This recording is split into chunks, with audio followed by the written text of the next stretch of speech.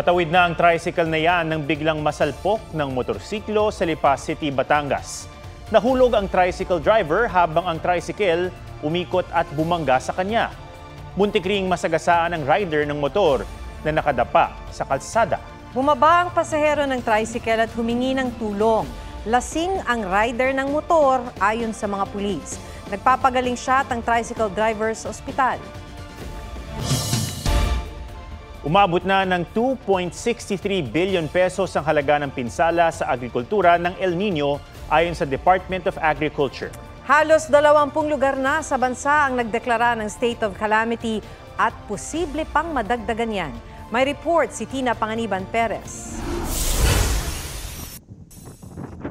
Sa halip na bangus, hipo na muna ang pararamihin ni Ben sa kanyang palaisdaan sa Dumangas, Iloilo.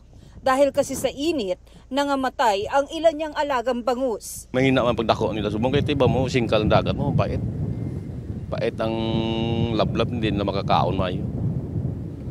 Kung paano sa kaulan na mayo na ng kaon niya. Sa tala ng Municipal Agricultural Office, umabot na sa 120 million pesos ang halaga ng pinsala sa agrikultura dahil sa matinding init. Isa ang Dumanga sa 4 na bayan sa Iloilo na nagbabalak magdeklara ng state of calamity dahil sa epekto ng El Nino. Sa South Cotabato, inirekomenda ng Municipal Disaster Risk Reduction and Management Council na isailalim na sa state of calamity ang bayan ng Surala. Aabot na sa mahigit 71 million pesos ang pinsala sa kanilang mga pananim na palay, mais, kakao at kape. Pero kailangang pasok sila sa criteria para makapagdeklara ng state of calamity. Dapat 15% ng population ay apektado, 30% ng kabuhayan ay apektado at may structures or vital installations na dapat din apektado. Sa tala ng Department of Agriculture, umaabot na ng 2.63 billion pesos ang halaga ng pinsala ng El Nino. Ayon sa tagapagsalita ng Task Force El Nino, nakakalat sa Luzon, Visayas at Mindanao ang mga lugar na nagdeklara na ng state of calamity.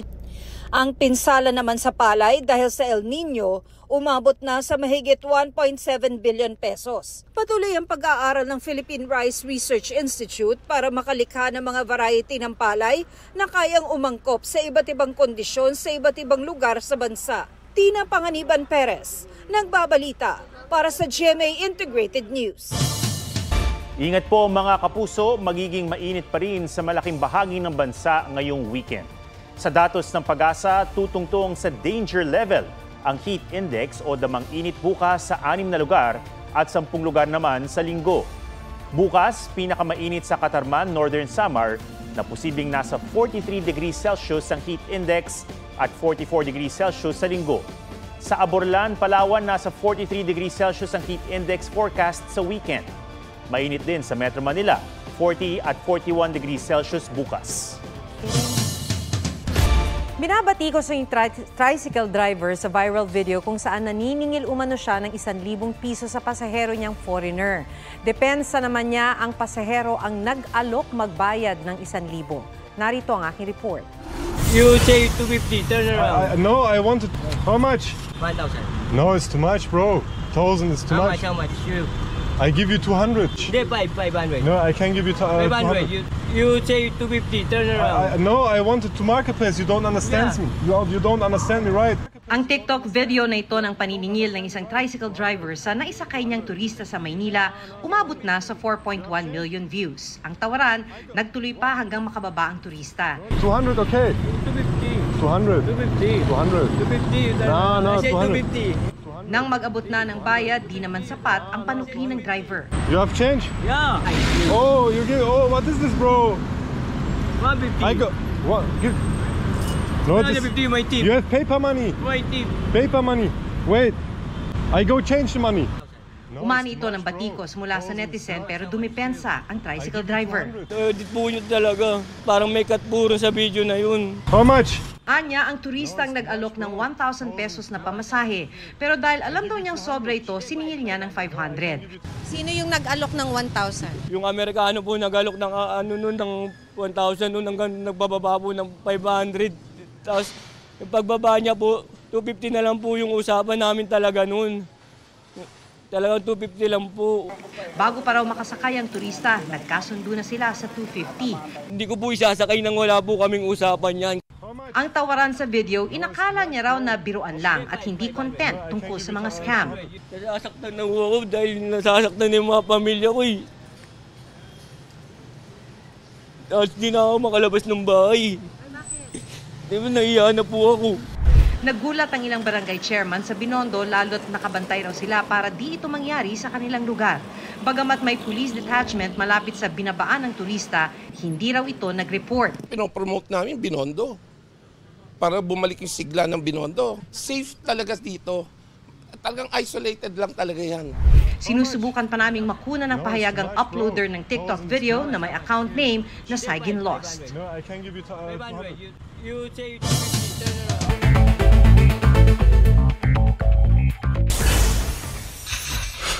Lola patay matapos mabundol ng e-bike sa Marikina. Paliwanag ng rider hindi niya nadala sa ospital ang matanda dahil nataranta siya. Sinampahan na siya ng reklamo. Inflation na pagmahal ng mga bilihin at serbisyo bumilis sa 3.7% nitong Marso. Halos 50 billion pesos na budget para sa dagdag pensyon ng mga indigent senior citizens inilabas na ng Department of Budget and Management. Bernadette Reyes, nagbabalita para sa GMA Integrated News. Kaugnay ng naospital na babaeng Taekwondo Yellow Belter, nagsalita na rin ang nakasparing niyang lalaking Black Belter. Di raw totoong ipinabugbog ng coach nila ang babae. Wala pong gano'n na sinabi si coach. Ano po, aksidente po talaga yung nangyari. Unexpected po talaga. Sa panayam ng digital news website na Archipelago News, sinabi ng Black Belter na maingat ang laro niya sa sparring dahil sa iniindang injury. Matagal na rin daw ang Yellow Belter sa kanilang team at madalas din silang ipag-partner.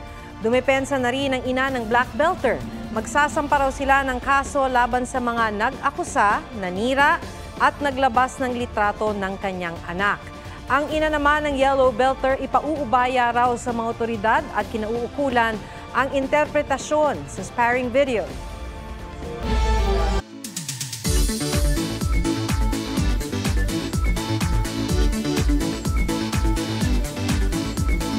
Hindi mauubusan ng mapapasyalan sa Soxargen. G ka na sa extreme adventure, meron ding nature at culture. May report si Rafi Tima. Sa dulo ng Pilipinas, hindi natatapos sa mga lugar na pwedeng puntahan. South Cotabato, Cotabato, Sultan Kudarat, Sarangani, at General Santos.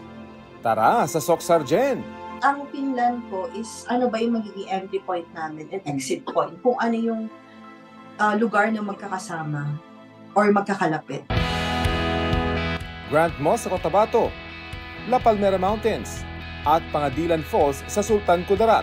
I-plan nyo ahead din kung ano yung gusto nyo talagang puntahan and kung ano ba yung mga dapat isuot. For example, kung magpupunta kayo ng mga mosque, so syempre kailangan nyo i-respect yung culture or yung mga kapatid natin na Muslim. Sa Land of Dreamweavers na South Cotabato, ang highlight raw ng kanilang trip, ang Lake Cebu. Malulula ka sa taas ng zipline. Pero mas nakakalula ang ganda ng 7 talon. Sa Lutos River naman, mamangha sa pamamangka pa lang. Makihalubilo sa mga katutubo. Subukan ang kanilang kabuhayan. At saksihan ang kanilang tradisyonal na sayaw at musika.